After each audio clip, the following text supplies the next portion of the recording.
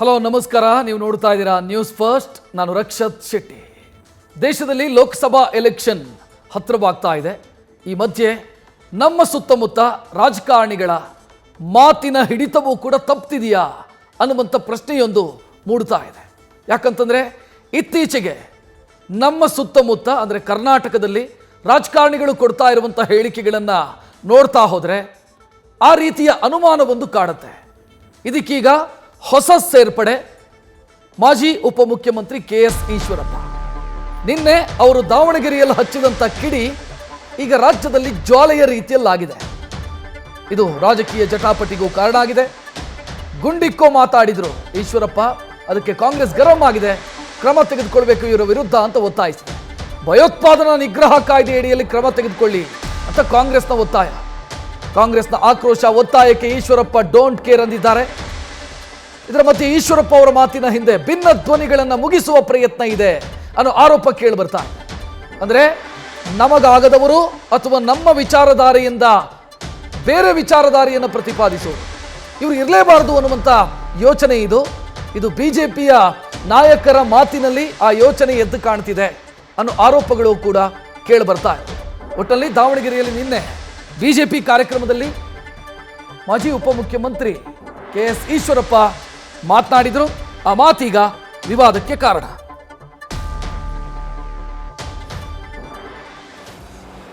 ಇಬ್ಬರು ರಾಷ್ಟ್ರದ್ರೋಹಿಗಳು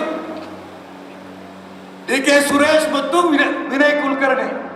ನಾವು ದಕ್ಷಿಣ ಭಾರತವನ್ನ ಬೇರೆ ರಾಷ್ಟ್ರವಾಗಿ ಕೇಳ್ತೀರ ಅಂತ ಹೇಳಿರಲ್ಲ, ಆ ಎರಡೂ ರಾಷ್ಟ್ರದ್ರೋಹಿಗಳನ್ನ ನಿಮಗೆ ತಾಕತ್ತಿದ್ರೆ ಪಕ್ಷದಿಂದ ಕಿತ್ತು ಬಿಸಾಕಿ, ಅವಾಗ ನಿಮಗೆ ಗೊತ್ತಾಗತ್ತೆ ನಿಮ್ಮ ಅಧ್ಯಕ್ಷ ಹೋಗೋದಲ್ಲೋ ಅಂತ.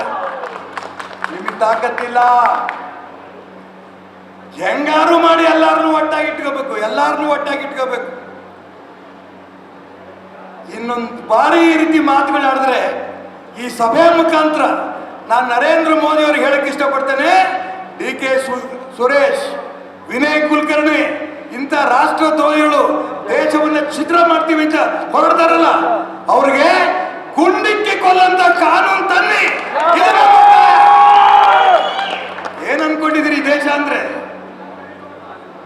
ಇನ್ನೊಂದು ಬಾರಿ ಈ ರೀತಿ ಮಾತುಗಳಾಡಿದ್ರೆ ಈ ಸಭೆ ಮುಖಾಂತರ ನಾನು ನರೇಂದ್ರ ಮೋದಿ ಅವ್ರಿಗೆ ಹೇಳಕ್ ಇಷ್ಟಪಡ್ತೇನೆ, DK ಸುರೇಶ್, ವಿನಯ್ ಕುಲಕರ್ಣಿ ಇಂಥ ರಾಷ್ಟ್ರದ್ರೋಹಿಗಳು ದೇಶವನ್ನ ಛಿದ್ರ ಮಾಡ್ತೀವಿ ಅಂತ ಹೊರಡ್ತಾರಲ್ಲ, ಅವ್ರಿಗೆ ಗುಂಡಿಕ್ಕಿ ಕೊಲ್ಲಂತ ಕಾನೂನು ತನ್ನಿ.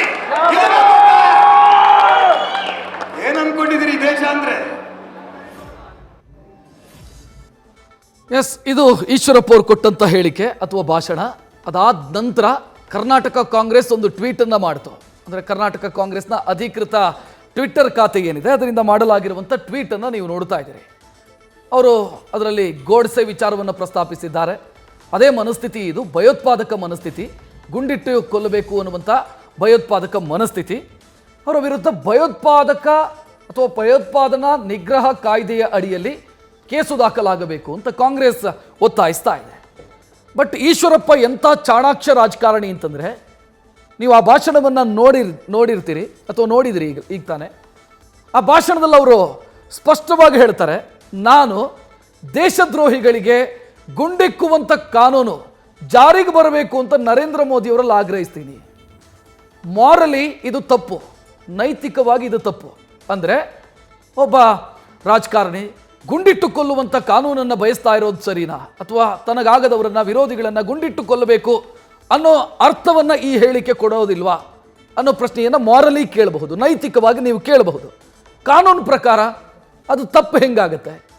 ದೇಶದ್ರೋಹಿಗಳಿಗೆ ಗುಂಡಿಕ್ಕುವಂಥ ಕಾನೂನನ್ನು ತನ್ನಿ ಅಂತ ನಾನು ನರೇಂದ್ರ ಮೋದಿ ಅವರಲ್ಲಿ ಆಗ್ರಹಿಸ್ತಾ ಇದ್ದೀನಿ ಅಂತಂದರೆ ಅದು ಆಗ್ರಹ ಅಥವಾ ಮನವಿ ಅಥವಾ ಒತ್ತಾಯ.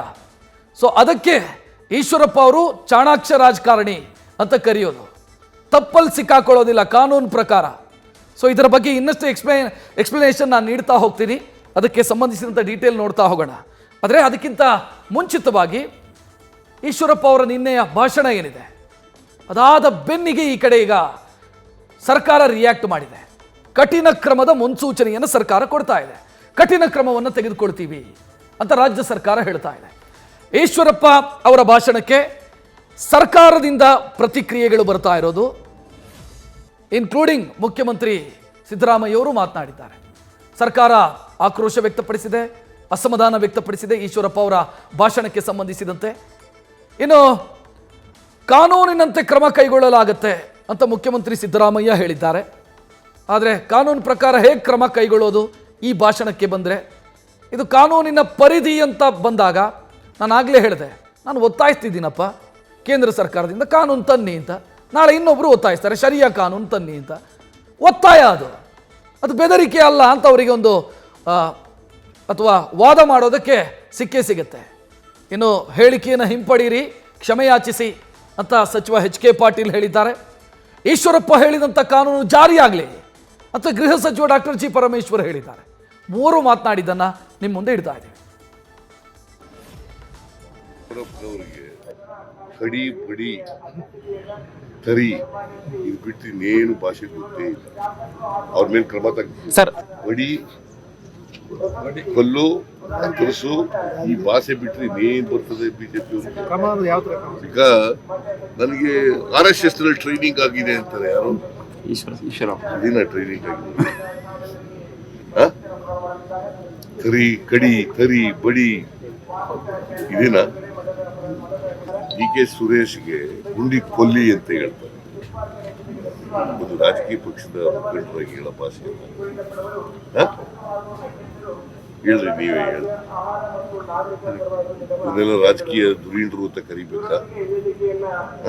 RSS ನಲ್ಲಿ ಇದೇನ ಟ್ರೈನಿಂಗ್ ತಗೊಂಡಿದ್ದಾರೆ? ಕೇಂದ್ರದಲ್ಲಿ ಪ್ರಧಾನಮಂತ್ರಿಗಳಿಗೆ ಹೇಳಿ ತರಿಸ್ಲಿ, ಗೃಹ ಮಂತ್ರಿಗಳಿಗೆ ಕೇಂದ್ರದಲ್ಲಿ ತರಿಸಿದ್ರೆ ಇಡೀ ದೇಶಕ್ಕಾಗತ್ತೆ, ಬರೀ ನಮ್ಮ ರಾಜ್ಯಕ್ಕೆ ಯಾಕಾಗಬೇಕು? ತರಿಸ್ಲಿ, ಅವ್ರು ತರಿಸ್ಲಿ.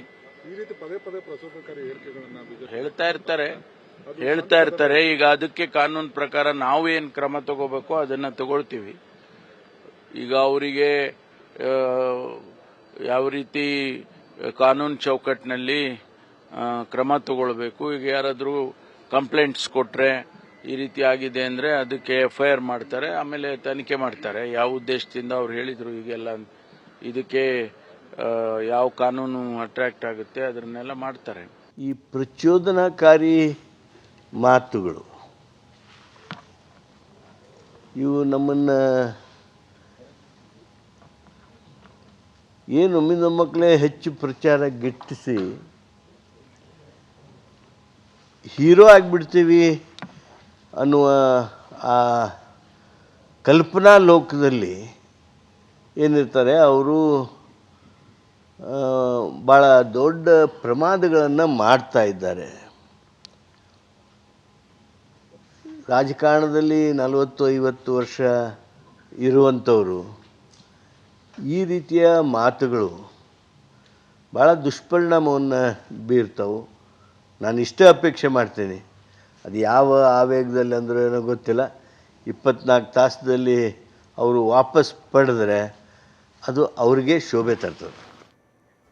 ಇದು ಸರ್ಕಾರದ ಪ್ರತಿಕ್ರಿಯೆ. ಆದರೆ ಕಾಂಗ್ರೆಸ್ನ ಇನ್ನುಳಿದ ನಾಯಕರು ಕೂಡ ಈಶ್ವರಪ್ಪ ಅವರ ವಿರುದ್ಧ ಆಕ್ರೋಶ ವ್ಯಕ್ತಪಡಿಸಿದ್ದಾರೆ. ಈಶ್ವರಪ್ಪ ಹೇಳಿಕೆ ವಿರುದ್ಧ ಕಾಂಗ್ರೆಸ್ ನಾಯಕರು ಕೆರಳಿ ಕೆಂಡವಾಗಿದ್ದಾರೆ. ಈಶ್ವರಪ್ಪ ಭಾಷಣಕ್ಕೆ RSS ಅನ್ನ ಲಿಂಕ್ ಮಾಡಿದ್ದಾರೆ. ಅಂದರೆ ನಿಮ್ಮ ಮಾತೃ ಸಂಸ್ಥೆ ಅಂದರೆ BJPಯ ಮಾತೃ ಸಂಸ್ಥೆ ಏನಿದೆ ಅದು ನಿಮಗೆ ಇದನ್ನೇ ಕಲಿಸಿರೋದಾ ಅನ್ನೋದು ಕಾಂಗ್ರೆಸ್ ನಾಯಕರು ಕೇಳ್ತಾ ಇರುವಂಥ ಪ್ರಶ್ನೆ. ಇನ್ನು ಈಶ್ವರಪ್ಪ ಅವರ ಮೆದುಳಿಗೂ ಅವರ ನಾಲಗೆಗೂ ಲಿಂಕ್ ಇಲ್ಲ ಅನ್ನೋದು ಕೂಡ ಕಾಂಗ್ರೆಸ್ ನಾಯಕರು ಮಾಡಿರುವಂಥ ಟೀಕೆ. ಜೊತೆಗೆ ಮಗನ ಲೋಕಸಭಾ ಟಿಕೆಟು ಹಾವೇರಿ ಲೋಕಸಭಾ ಕ್ಷೇತ್ರದ ಮೇಲೆ ಈಶ್ವರಪ್ಪ ಅವರ ಪುತ್ರ ಕಾಂತೇಶ್ ಅವರು ಕಣ್ಣಿಟ್ಟಿದ್ದಾರೆ. ಟಿಕೆಟ್ ಸಿಗುತ್ತೆ ಅನ್ನುವಂಥ ನಿರೀಕ್ಷೆಯಲ್ಲಿದ್ದಾರೆ. ಸೊ ಅದನ್ನು ಕೂಡ ಪ್ರಸ್ತಾಪ ಮಾಡಿದ್ದಾರೆ. ನೀವು ಮೊದಲು ಅದನ್ನು ಸರಿ ಮಾಡಿಕೊಡ್ರಿ, ನೀವು ಇಂಥದ್ದನ್ನೆಲ್ಲ ಮಾತನಾಡೋದಲ್ಲ ಅಂತ ಕಾಂಗ್ರೆಸ್ನ ಕೆಲ ನಾಯಕರು ಪ್ರತಿಕ್ರಿಯೆ ಕೊಟ್ಟಿದ್ದಾರೆ. ಮೊದಲಿಗೆ ನಾವು ಈಶ್ವರಪ್ಪ ಅವರು ಯಾರ ವಿರುದ್ಧ ಮಾತನಾಡಿದರು ಅಥವಾ ಯಾರಿಗೆ ಗುಂಡಿಟ್ಟು ಕೊಲ್ಲಬೇಕು ಅಂತ ಹೇಳಿದರು ಅವರು ಮೊದಲನೆಯವರು DK ಸುರೇಶ್, ಎರಡನೇದವರ ಭಾಷಣದಲ್ಲಿ ಪ್ರಸ್ತಾಪ ಆಗೋದು ವಿನಯ್ ಕುಲಕರ್ಣಿ. ಅಂದರೆ ಇಂಥವರಿಗೆ ಗುಂಡಿಟ್ಟು ಕೊಲ್ಲಬೇಕಾದಂಥ ಕಾನೂನನ್ನು ಜಾರಿಗೆ ತರಬೇಕು ಅಂತ ಈಶ್ವರಪ್ಪ ಅವರು ಹೇಳಿರೋದು ದಾವಣಗೆರೆಯಲ್ಲಿ. ಅವರಿಬ್ಬರು ಮಾತನಾಡಿದ್ದಾರೆ. ಒಬ್ಬರು ನಿರಾಕರಿಸಿದ್ದಾರೆ ಮಾತನಾಡೋದಕ್ಕೆ, DK ಸುರೇಶ್. ವಿನಯ್ ಕುಲಕರ್ಣಿ ಮಾತನಾಡಿದ್ದಾರೆ. ಅವರಿಬ್ಬರು ಮಾತನಾಡಿದ್ದನ್ನು ನಿಮ್ಮ ಮುಂದೆ ಇಡ್ತಾ ಇದ್ದೀವಿ. ಯಾಕಂದ್ರೆ ಈ ಈಶ್ವರಪ್ಪನವರು ತಮ್ಮನ್ನ ಗುಂಡಿಟ್ಕೊಳ್ಬೇಕು ಅನ್ನೋ ಮಾತು ಹೇಳಿದಾರೆ ಸರ್. ನಾಳೆ ಕೊಡ್ತೀನಿ. ಅಲ್ಲ, ಬುಲೆಟ್ ಪ್ರೂಫ್ ಜಾಕೆಟ್ ಏನಾದ್ರು ತಗೋತೀರಾ? ಏನು ನಾಳೆ ಕೊಡ್ತೀನಿ. ಗುಂಡಿಟ್ಕೊಳ್ಬೇಕು ಅನ್ನೋ ತರದ್ದು ಆ ತರದ್ದು ಪ್ರಚೋದನಕಾರಿ ಹೇಳಿಕೆ ನಾಳೆ ಕೊಡ್ತೀನಿ. ನಾಳೆ ಕೊಡ್ತೀನಿ. ನಾಳೆ ಕೊಡ್ತೀನಿ ಸರ್. ಒಂದೇ ಒಂದು ನಿಮಿಷ ಮಾತಾಡಿ ನಾಳೆ.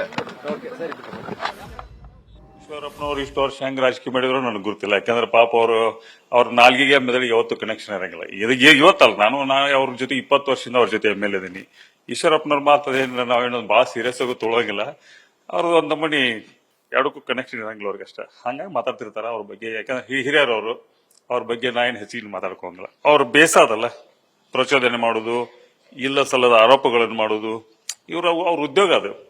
ಈಶ್ವರಪ್ಪನವ್ರಿಗೆ ಹೊಸದಲ್ಲಿದೆ, ಅವ್ರ ಟ್ರೈನಿಂಗ್ ಹಂಗಿರ್ತೈತಿ. ಹಾಗಾಗಿ ಮಾತಾಡ್ತಾರೆ. ಇನ್ನು ಇದೇ ವಿಚಾರಕ್ಕೆ ಸಂಬಂಧಿಸಿ ಕಾಂಗ್ರೆಸ್ನ ಒಂದಿಷ್ಟು ಮಂದಿ ನಾಯಕರು ಕೂಡ ರಿಯಾಕ್ಟ್ ಮಾಡಿದ್ದಾರೆ. ಅದರಲ್ಲಿ ಒಬ್ಬರು ರಾಮಲಿಂಗಾರೆಡ್ಡಿ, ಇನ್ನೊಬ್ಬರು ಪ್ರಿಯಾಂಕ್ ಖರ್ಗೆ, ಮತ್ತೊಬ್ಬರು ಸಚಿವ ಚಲುವರಾಯಸ್ವಾಮಿ. ಅವು ಮೂವರು ಏನು ಮಾತನಾಡಿದ್ರು ನೋಡೋಣ. ನೋಡಿ, ಮೊದಲನೇದಾಗಿ ಅಂಥದ್ದೇನಾದರೂ ಕಾನೂನು ಮಾಡಿದ್ರೆ ಅರ್ಧ BJP ಖಾಲಿ ಆಗ್ತದೆ ಮತ್ತು RSS ಬಾಗಿಲು ಮುಚ್ತವೆ. ಈಶ್ವರಪ್ಪ ಅವರಿಗೆ ನನ್ನೊಂದು ಸಲಹೆ ಇದೆ. ನಿಮ್ಗಾಗಲೇ ಇನ್ವಾಲೆಂಟ್ರಿ ರಿಟೈರ್ಮೆಂಟ್ ಕೊಟ್ಬಿಟ್ಟಿದ್ದಾರೆ. ಮನೇಲಿ ಆರಾಮಾಗಿರಿ. ನೀವು ಆಟಕ್ಕುಂಟು ಲೆಕ್ಕಕ್ಕಿಲ್ಲ ಆಗಿಬಿಟ್ಟಿದ್ದೀರಾ. DCM ಇದ್ರಿ, ಅದಾದಮೇಲೆ ಏನಾಯಿತು, MLA ಆದ್ರಿ. ಅದಾದಮೇಲೆ ಈ ಸರಿ ಟಿಕೆಟು ಸಿಕ್ಕಿಲ್ಲ. ನನ್ನ ಅಸ್ತಿತ್ವದಲ್ಲಿ ಇದ್ದೀನಿ, ನಂದು ರಾಜಕೀಯ ಶಕ್ತಿ ಇದೆ ಅಂದ್ಬಿಟ್ಟು ಯಾವುದೋ ಸಂಘಟನೆ ಕಟ್ಟಿದ್ರು, ಸಂಗೊಳ್ಳಿ ರಾಯಣ್ಣ ಸಂಘಟನೆ ಕಟ್ಟಿದ್ರು. ಏನಾಯಿತು? ಏನೂ ಆಗಿಲ್ಲ. ಅದು ಕಟ್ಟಾದ್ಮೇಲೆ ಪಾಪ ಟಿಕೆಟ್ ಕಟ್ ಮಾಡ್ಯಾರ ಅವರಿಗೆ. ಸೊ ಅವರು ಆಟಕ್ಕುಂಟು ಲೆಕ್ಕಕ್ಕಿಲ್ಲ. ಸುಮ್ಮನೆ ಈಗ ವಯಸ್ಸಾಗಿದೆ, ಅವ್ರ ಮಗನಿಗೂ ಟಿಕೆಟ್ ಇಸ್ಕೊಡೋಕ್ಕಾಗಿಲ್ಲ. ಬೆಳಿಗ್ಗೆ ಹೊತ್ತು ರಾಮಾಯಣ ಓದಲಿ, ಮಧ್ಯಾಹ್ನ ಕೀರ್ತನೆ ಕೇಳಲಿ, ರಾತ್ರಿ ಹೊತ್ತು ಹನುಮಾನ್ ಚಾಲೀಸನ್ನ ನೋಡ್ಬಿಟ್ಟು ಮಲ್ಕೊಳ್ಳಿ. ಯಾಕೆ ಅವರಿಗೆ ಇವೆಲ್ಲ ರಾಜಕೀಯವಾದ ವಿಷಯಗಳು? ಅವರಿಗೆ ಆಮೇಲೆ ಪಾಪ ಯಾರಿಗೆ ಕೊಟ್ಟಿದ್ರು ಅವರು ಗೆದ್ದು ಬಂದರೆ ಅವರಂತೂ ಶಾಶ್ವತವಾಗಿ ಉಳಿತಾರಲ್ಲ. ಸೊ ಅವರು ಪೊಲಿಟಿಕಲಿ ಅಲೈವ್ ಇರಬೇಕಲ್ಲ. ಅವರ ರಾಜಕೀಯ ಅಸ್ತಿತ್ವವನ್ನು ಉಳಿಸ್ಕೊಳ್ಳಿಕ್ಕೆ ಈಶ್ವರಪ್ಪ ಅವರು ಇಂಥ ಹೇಳಿಕೆ ಕೊಡ್ತಾ ಇರ್ತಾರೆ. ನೀವು ಮೈಕ್ ತೆಗೆದುಬಿಡ್ರಿ, ಒಂದು 3 ತಿಂಗಳು ಅವ್ರ ಹತ್ರ ಹೋಗ್ಬಿಡ್ರಿ, ಯಾರು ಮೀಡಿಯಾದವ್ರು, ನೋಡ್ರಿ ಏನಾಗ್ತದೆ. ಹೌದು, ಇವರನ್ನ ಯಾಕೆ ಕೊಂದ್ಲಿವಂತೆ? ಎಂಥದ್ದು ಇವರು MP ಇದ್ರಲ್ಲ ಎಂಥರು ಅನಂತಕುಮಾರ್, ಯಾಕೆ ಕೊಂದ್ಲಿವಂತೆ ಅವರು? ಈಶ್ವರಪ್ಪನೇ ಒಬ್ಬ ಸೀನಿಯರ್ ಪೊಲಿಟಿಷಿಯನ್ ಏನೆಲ್ಲ ಲಘುವಾಗಿ ಮಾತಾಡಿದ್ದಾರೆ. ಸುರೇಶ್ ಏನ್ ತಪ್ಪು ಮಾಡಿದ್ದಾರೆ? ಸುರೇಶು ಟ್ಯಾಕ್ಸ್ ಅಲ್ಲಿ ಅನ್ಯಾಯ ಆಗ್ತಾ ಇದೆ ನಮಗೆ, ನಾವು ಈ ತರ ಆದ್ರೆ ನಾವೇ ಪ್ರತ್ಯೇಕ ರಾಷ್ಟ್ರನ ಕೇಳಬೇಕಾಗುತ್ತೆ ಅಂತ ಹೇಳಿದ್ದಾರೆ. ಹೌದು, ಅನ್ಯಾಯ ಆಗ್ತಾ ಇರೋದು ಸತ್ಯ ಅಲ್ಲ. ಅಂಕಿ ಅಂಶನ ಮೊನ್ನೆ ಮುಖ್ಯಮಂತ್ರಿಗಳು ಸಿದ್ದರಾಮಯ್ಯನವರು ದೆಹಲಿಲೂ ಬಿಡುಗಡೆ ಮಾಡಿದ್ದಾರೆ, ನೆನ್ನೆಲೂ ಹೇಳಿದ್ದಾರೆ. ಇದೆಂತ ದುರಂತಗಳು? ಎಲ್ಲಿಗಂಟ ಕರ್ನಾಟಕ ಸಹಿಸಬೇಕಾಗತ್ತೆ? ಮೇಕೆದಾಟನ್ ಮಾಡ್ಲಿಕ್ಕೆ ಅನುಮತಿ ಕೊಡಲ್ಲ, ಮಾದಾಯಿಗೆ ದುಡ್ಡು ಕೊಡ್ತೀನಿ ಅಂದ್ರೆ ಕೊಡಲ್ಲ, ಅಪ್ಪರ್ ಭದ್ರಾಗ ದುಡ್ಡು ಕೊಡ್ತೀನಿ ಅಂದ್ರೆ ಕೊಡಲ್ಲ. 15ನೇ ಹಣಕಾಸಿನ ಯೋಜನೆಯಲ್ಲಿ ಇವತ್ತು UPಗೆ ಉತ್ತರ ಪ್ರದೇಶಕ್ಕೆ 2.5 ಲಕ್ಷ ಕೋಟಿ ಕೊಡ್ತಾರೆ, ನಮ್ಗೆ 50,000 ಕೋಟಿ ಕೊಡ್ತಾರೆ. ನಾವು ಅವ್ರಿಗಿಂತ ಟ್ಯಾಕ್ಸ್ ಜಾಸ್ತಿ ಕಟ್ತೀವಿ. ಮಹಾರಾಷ್ಟ್ರ ಬಿಟ್ರೆ 2ನೇ ಟ್ಯಾಕ್ಸ್ ಕಟ್ಟೋರು ಕರ್ನಾಟಕ. ಈ ಕಾಂಟ್ರಾಕ್ಟ್ರಲ್ಲಿ ಸಾವಿಗೆ ಕಾರಣರಾದವ್ರನ್ನ ಏನು ಮಾಡಬೇಕು? ಕಾಂಟ್ರಾಕ್ಟ್ರಿಗೆ ಸಾವಿಗೆ ಕಾರಣರಾದರಲ್ಲ ಕೆಲವರು, ಅವ್ರನ್ನೇನು ಮಾಡ್ಬೇಕು ಹೇಳಿ. ಆಮೇಲೆ BJPಯವರಿಗೆ ಯಾವ ನೈತಿಕ ಹಕ್ಕು ಇಲ್ಲ ದೇಶದ ಬಗ್ಗೆ ಮಾತಾಡೋದಕ್ಕೆ. ಕಾರಣ ನಾನು ಆಗಲೇ ಹೇಳಿದ್ದೀನಿ, ಸ್ವಾತಂತ್ರ್ಯ ಪೂರ್ವದಲ್ಲಿ ಇವರ ಪೂರ್ವಜರು ಯಾರೂ ಸ್ವಾತಂತ್ರ್ಯ ಹೋರಾಟದಲ್ಲಿ ಭಾಗವಹಿಸಲಿಲ್ಲ. ಸುಳ್ಳು ಹೇಳೋದ್ರಲ್ಲಿ ಮಾತ್ರ ಎಕ್ಸ್ಪರ್ಟ್ಸು. ಈ ಗೋಬಲ್ ಅಂತ ಒಬ್ಬ ಇದ್ದ ಜರ್ಮನಿನಲ್ಲಿ, ಹಿಟ್ಲರ್ ಹತ್ರ ಮಂತ್ರಿ ಆಗಿದ್ದ. ಅವನಿಗೇನು ಕೆಲಸ ಅಂದರೆ ಒಂದು ಸುಳ್ಳನ್ನ 100 ಸಲ ಹೇಳಿ ಸುಳ್ಳು ನಿಜ ಮಾಡೋದು. ಆ ಥರ BJPಯವರು ಸುಳ್ಳಿನ ವಂಶಸ್ಥರು. ಸುಳ್ಳೇ ಅವರ ಮನ ದೇವರು BJPಯವ್ರದ್ದು.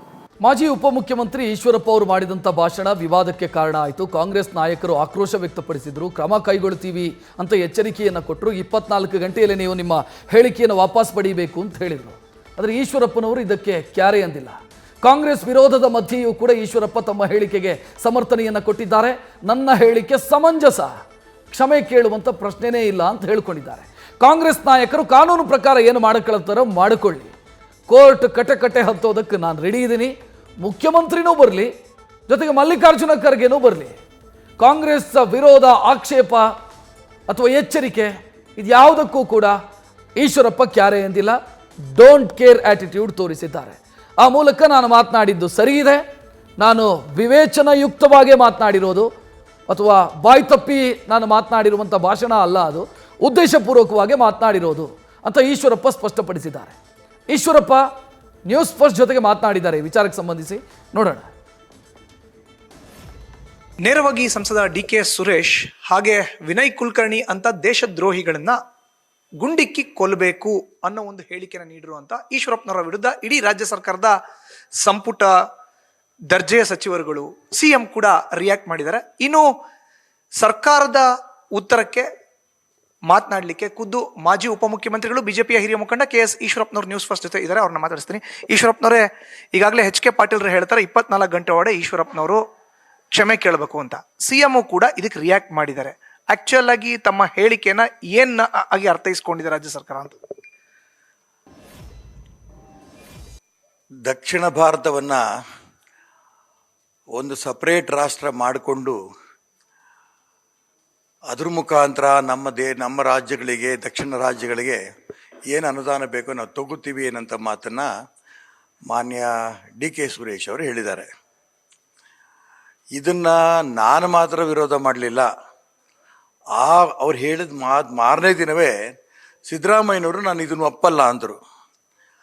ಲೋಕಸಭೆಯಲ್ಲಿ ನರೇಂದ್ರ ಮೋದಿ ಅವರು ಈ ವಿಚಾರವನ್ನು ಪ್ರಸ್ತಾಪ ಮಾಡಿದಾಗ ಮಾನ್ಯ ಮಲ್ಲಿಕಾರ್ಜುನ್ ಖರ್ಗೆ ಅವರು ಕನ್ಯಾಕುಮಾರಿಯಿಂದ ಕಾಶ್ಮೀರ ತನಕನೂ ಕೂಡ ಈ ದೇಶ ಒಂದೇ, ಯಾವ ಕಾರಣಕ್ಕೂ ಇದು ಒಡೆಯೋದಕ್ಕೆ ಬಿಡಲ್ಲ ಅನ್ನೋಂಥ ಮಾತನ್ನು ಕೂಡ ಮಲ್ಲಿಕಾರ್ಜುನ್ ಖರ್ಗೆ ಅವರು ಕೂಡ ಹೇಳಿದರು. ನಾನು ಅವರಿಬ್ಬರು ಮಾತನ್ನು ಕೂಡ ಸ್ವಾಗತ ಮಾಡ್ತೇನೆ.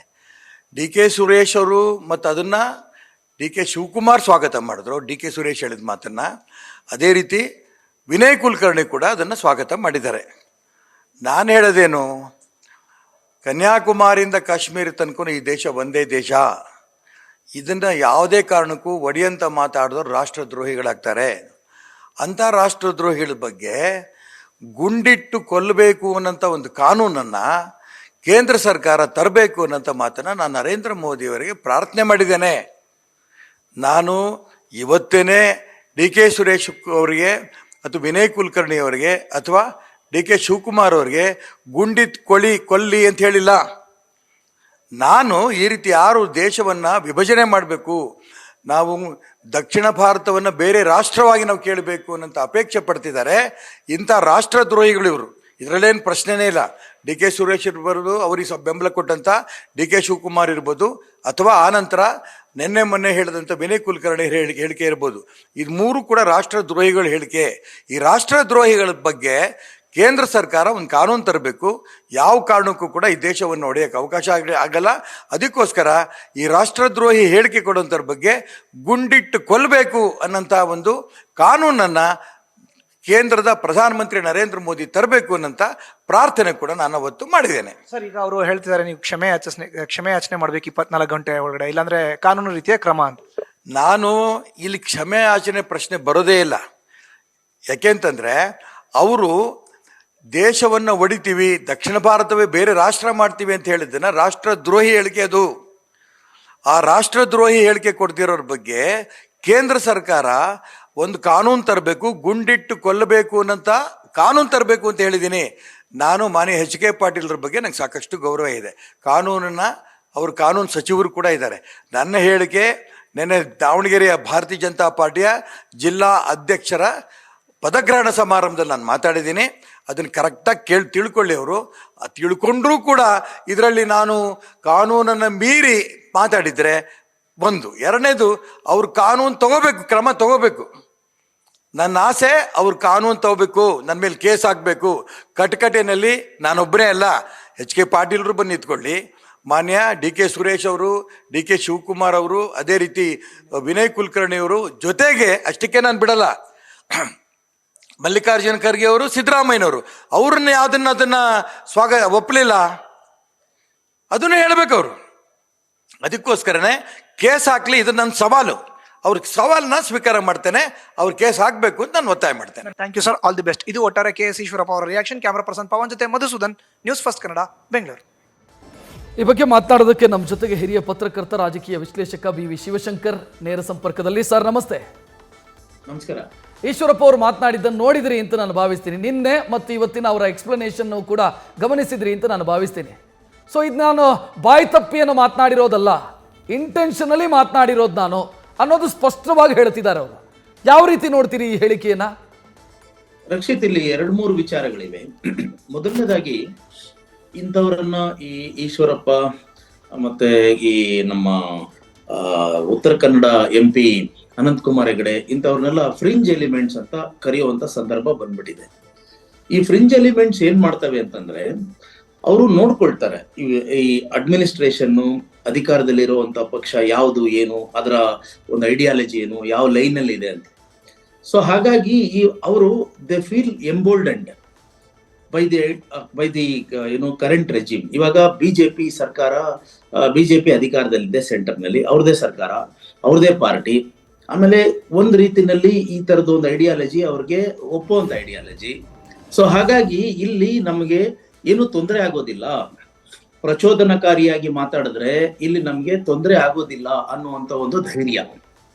ಇದನ್ನ ಎಂಬೋಲ್ಡ್ಮೆಂಟ್ ಅಂತ ಹೇಳ್ಕೊಬಹುದು. ಅಂದ್ರೆ ದೇ ಫೀಲ್ ಎಂಬೋಲ್ಡೆಂಡ್ ಅಂದ್ರೆ ತಮ್ಮ ಒಂದು ಐಡಿಯಾಲಜಿಗೆ ಏನು ಒತ್ತಾಸೆ ಆಗುವಂತಹ ಒಂದು ಸರ್ಕಾರ ಮೇಲ್ಗಡೆ ಇದ್ರೆ ಅದಕ್ಕೆ ಒಂದು ರೀತಿನಲ್ಲಿ ಅವರು ಧೈರ್ಯವಾಗಿ ಒಂದು ರೀತಿನಲ್ಲಿ ಬಿಡುಬೀಸಾಗಿ ನಿರ್ಭಡೆಯಿಂದ ಮಾತಾಡ್ತಾರೆ. ಆಮೇಲೆ ಅದೇ ರೀತಿ ಪ್ರಚೋದನೆಯನ್ನ ಕೊಡ್ತಾ ಹೋಗ್ತಾರೆ. ಇದು ಒಂದು. ಎರಡನೇದು ಏನಂತಂದ್ರೆ, ಇಲ್ಲಿ ಈಶ್ವರಪ್ಪ ಅಂತ ಅವರಿಗೆ ಪಾಲಿಟಿಕ್ಸ್ ಕೂಡ ಇದೆ ಇಲ್ಲಿ. ಅಂದ್ರೆ ಪೊಲಿಟಿಕಲ್ ಬ್ರೌನಿ ಪಾಯಿಂಟ್ಸ್ ಅನ್ನ ಈಗ ಅವರು ಸ್ಕೋರ್ ಮಾಡ್ಬೇಕಾಗಿದೆ. ಯಾಕೆ ಅಂತಂದ್ರೆ, ಈ ಬಿಜೆಪಿಯ ಒಂದು ಇತ್ತೀಚಿನ ಒಂದು ಇದು ಸ್ಟ್ರಾಟಜಿ ಪ್ರಕಾರ ಈ ಸೀನಿಯರ್ಸ್ನೆಲ್ಲ ಸೈಡ್ ಲೈನ್ ಮಾಡಿ ಹೊಸ ಮುಖಗಳನ್ನ ತರಬೇಕು ಅಂತ ಒಂದು ಎಕ್ಸ್ಪೆರಿಮೆಂಟ್ ಮಾಡಿದ್ರು. ಅದೆಲ್ಲೋ ಒಂದು ಕಡೆ ಇದು ಸರಿ ಹೋಗ್ತಾ ಇಲ್ಲ ಅಂತ ಹೇಳಿ ಅದನ್ನ ಸ್ವಲ್ಪ ಕೋರ್ಸ್ ಕರೆಕ್ಷನ್ ಮಾಡ್ಕೊಂಡ್ರು. ಆ ಕೋರ್ಸ್ ಕರೆಕ್ಷನ್ ಮಾಡಿದ್ರಿಂದ ಯಡಿಯೂರಪ್ಪ ಅವರಿಗೆ ವಾಪಸ್ ಮನ್ನಣೆ ಸಿಕ್ತು. ಜಗದೀಶ್ ಶೆಟ್ಟರ್ ಅವರು ವಾಪಸ್ಸು ಬಿಜೆಪಿಗೆ ಬಂದ್ರು. ಮಧ್ಯಪ್ರದೇಶದಲ್ಲಿ ಇವರಿಗೆ ಶಿವರಾಜ್ ಚೌಹಾಣ್ ಅವರಿಗೆ ಮತ್ತೆ ಮನ್ನಣೆ ಸಿಕ್ತು. ವಸುಂಧರಾ ರಾಜೆ ಸಿಂಧಿಯಾ ಅವರಿಗೆ ರಾಜಸ್ಥಾನದಲ್ಲಿ ಮನ್ನಣೆ ಸಿಕ್ತು. ಆದ್ರೆ ಅದು ಈಶ್ವರಪ್ಪ ಅವರಿಗೆ ಕರ್ನಾಟಕದಲ್ಲಿ ಆಗ್ತಾ ಇಲ್ಲ. ಈಗ ಸ್ಟಿಲ್ ಈ ಸೈಡ್ ಲೈನ್. ಆದ್ರೆ ಇಂಥ ಸೈಡ್ ಲೈನ್ ಆಗಿರುವಂತ ಪರಿಸ್ಥಿತಿನಲ್ಲಿ ಲೋಕಸಭಾ ಎಲೆಕ್ಷನ್ಸ್ ಬರ್ತಾ ಇದೆ. ಲೋಕಸಭಾ ಎಲೆಕ್ಷನ್ಸ್ ಬಂದಾಗ ಇವರಿಗೆ ಅಸೆಂಬ್ಲಿ ಎಲೆಕ್ಷನ್ಸ್ ಅಲ್ಲಿ ಟಿಕೆಟ್ ಸಿಗ್ಲಿಲ್ಲ ಲಾಸ್ಟ್ ಟೈಮ್. ಈಗ ಲೋಕಸಭಾ ಎಲೆಕ್ಷನ್ಸ್ ಅಲ್ಲಿ ಅವ್ರ ಮಗ ಕಾಂತೇಶ್ಗೆ ಅವರು ಟಿಕೆಟ್ ಟ್ರೈ ಮಾಡ್ತಾ ಇದ್ದಾರೆ. ಎಲ್ಲಿ ಹಾವೇರಿನಲ್ಲಿ ಅವ್ರಿಗೆ ಬೇಕು ಅಂತ. ಅಲ್ಲಿ ಅದಕ್ಕೆ ಅವರ ಸ್ವಂತ ಪಕ್ಷದಲ್ಲೇ ಸಾಕಷ್ಟು ವಿರೋಧಗಳಿದೆ. ಆಮೇಲೆ ಕೆಲವೊಂದು ಪರವಾದಂತ ವಾದಗಳು ಇರಬಹುದು. ಇಂಥ ಸಮಯದಲ್ಲಿ ಈ ತರದ್ದು ಒಂದು ವಾಯ್ಸ್ ರೈಸ್ ಮಾಡಿ, ನಾನು ನೋಡಿ ಹಿಂದುತ್ವದ ಐಡಿಯಾಲಾಗ್, ನಾನು ಹಿಂದುತ್ವದ ಒಂದು ಇದರಲ್ಲಿ ವಿಚಾರದಲ್ಲಿ ನಾನು ತುಂಬಾ ಗಟ್ಟಿಯಾಗಿ ಮಾತಾಡುವಂತ ಮನುಷ್ಯ. ಆಮೇಲೆ ಈ ಬಿಜೆಪಿ ಅಂದ್ರೆ ಒಂದು ಐಡಿಯಾಲಜಿ ಏನಿದೆ ಅದಕ್ಕೆ ನಾನು ಪೋಸ್ಟರ್ ಬಾಯ್ ಆಗಿದ್ದೀನಿ ಅನ್ನುವಂತ ಒಂದು ಸಂದೇಶವನ್ನ ಕೊಡುವಂಥದ್ದು. ಕಾಂಗ್ರೆಸ್ ಅನ್ನ ನಾನು ಇಲ್ಲಿ ಟೇಕ್ ಆನ್ ಮಾಡ್ತೀನಿ, ಕಾಂಗ್ರೆಸ್ ಅನ್ನ ವಿರೋಧಿಸುವಂತಹ, ಎದುರಿಸುವಂತಹ ಒಂದು ಗಟ್ಟಿ ದನಿ ನಾನು ಅನ್ನುವಂತ ಒಂದು ರಿಜಿಸ್ಟರ್ ಮಾಡಿ ಅಲ್ಲಿ ಒಂದು ಪೊಲಿಟಿಕಲ್ ಬ್ರೌನಿ ಪಾಯಿಂಟ್ ಅನ್ನ ಸ್ಕೋರ್ ಮಾಡುವಂಥದ್ದು ಇರುತ್ತೆ. ಮೂರನೇದೇನು ಅಂತಂದ್ರೆ, ಇನ್ನೊಂದು ನಾವು ಗಮನಿಸ್ಬೇಕು. ಮೂರನೇದಾಗಿ, ಇದು ಈಶ್ವರಪ್ಪ ಮತ್ತು DK ಶಿವಕುಮಾರ್ ಅವ್ರ ಮಧ್ಯದಲ್ಲಿ ಇರುವಂತಹ ಒಂದು ವೈಯಕ್ತಿಕವಾದಂತಹ ಒಂದು ಪೊಲಿಟಿಕಲ್ ಕೋಲ್ಡ್ ನೆಗೆಟಿವ್ ವೈಬ್ಸ್ ಇತ್ತೀಚೆಗೆ. ಅಂದ್ರೆ ಅಸೆಂಬ್ಲಿ ಎಲೆಕ್ಷನ್ಗಿಂತ ಮುಂಚೆಯಿಂದಾನೇ ಇವರಿಬ್ಬರದು ಒಂಥರ ಡ್ಯೂಯಲ್ ತರ, ಒಂದು ದ್ವಂದ್ವ ಯುದ್ಧದ ತರ ನಡೀತಾ ಬರ್ತಾ ಇದೆ. ಅವರು ಇವಾಗ ಫಾರ್ ಎಕ್ಸಾಂಪಲ್ ಈಗ ಈಶ್ವರಪ್ಪ ಅವರು DK ಶಿವಕುಮಾರ್ ಅವ್ರನ್ನ ಅನ್ನಬಾರದಂತ ಮಾತೊಂದು ಅಂದಿದ್ರು. ಅದು ಬಹಳ ಅವಾಚ್ಯವಾದಂತ ಶಬ್ದವನ್ನ ಅವಾಚ್ಯವಾದ ಶಬ್ದದಿಂದ ಇವರು ಅವರನ್ನು ನಿಂದಿಸಿದ್ರು. ಅದೇ ರೀತಿ DK ಶಿವಕುಮಾರ್ ಅವರು on the floor of the house ಇವ್ರನ್ನ ಈಶ್ವರಪ್ಪ ಅವ್ರನ್ನ ಅಟ್ಯಾಕ್ ಮಾಡಿದ್ರು. ಆಮೇಲೆ ಮುಂದಕ್ಕೆ ಅದು ಹೇಗೆ ಬಂತು ಅಂತಂದ್ರೆ ಅದಕ್ಕೆ ಒಂದು ಹಿನ್ನೆಲೆ ಏನಂತಂದ್ರೆ, ಇವರು ಈ ಕಾಂಟ್ರಾಕ್ಟರ್ದು ಈ ಸ್ಯೂಸೈಡ್ ಕೇಸಲ್ಲಿ DK ಶಿವಕುಮಾರ್ ನಡ್ಕೊಂಡಂತ ರೀತಿ, ಆಮೇಲೆ ಅದನ್ನ ಅವ್ರನ್ನ ಅಟ್ಯಾಕ್ ಮಾಡಿದ ರೀತಿ, ಇದೆಲ್ಲ ನೋಡ್ಕೊಂಡಾಗ ಬಂದಾಗ ಅವರಿಬ್ಬರ ಮಧ್ಯದಲ್ಲಿ ಒಂದು ವೈಯಕ್ತಿಕವಾದಂತ ಜಿದ್ದಾಜಿದ್ ಕೂಡ ಇದ್ದಂಗಿದೆ. ಇಂಥ ಸಂದರ್ಭದಲ್ಲಿ DK ಸುರೇಶ್ದು ಒಂದು ವಿಚಾರ ಅಂತ ಬಂದಾಗ ಇದನ್ನ ನಾವು ಸಹಜವಾಗಿ ಈಶ್ವರಪ್ಪ ಅವರು ತಗೊಳ್ತಾರೆ. ಯಾಕೆಂದ್ರೆ ಇದು ಬಹಳ ಒಂದು ರೀತಿ ಸೆನ್ಸಿಟಿವ್ ಆದಂತ, ಭಾವನಾತ್ಮಕವಾದಂತ ವಿಚಾರ, ದೇಶದ ಏಕತೆ ಮತ್ತು ಸಮಗ್ರತೆಗೆ ಸಂಬಂಧಪಟ್ಟಿದೆ. ಸಾಕಷ್ಟು ಜನ ಅಂದ್ರೆ ಈಗ DK ಸುರೇಶ್ ಯಾವುದೋ ಒಂದು ಹಿನ್ನೆಲೆಯಲ್ಲಿ ಕರ್ನಾಟಕ ರಾಜ್ಯಕ್ಕೆ ನ್ಯಾಯ ಸಿಗ್ಬೇಕು ಅಂತ ಹೇಳಿರಬಹುದು ಆ ಮಾತು. ಆದರೆ ದೇಶದ ವಿಭಜನೆಯನ್ನು ಯಾರು ಸಮರ್ಥಿಸೋದಿಲ್ಲ.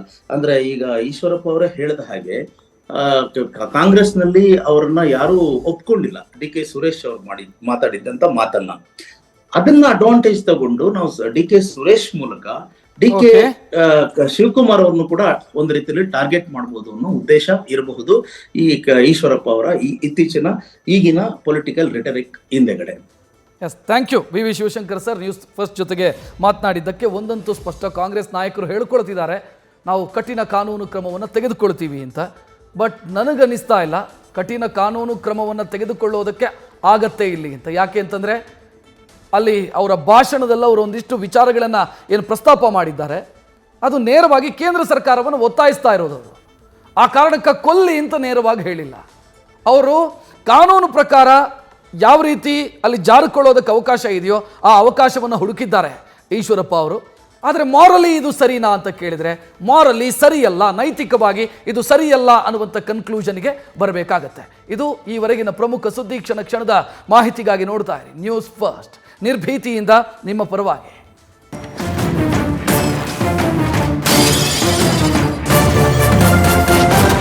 ನ್ಯೂಸ್ ಫಸ್ಟ್, ನಿರ್ಭೀತಿಯಿಂದ ನಿಮ್ಮ ಪರವಾಗಿ.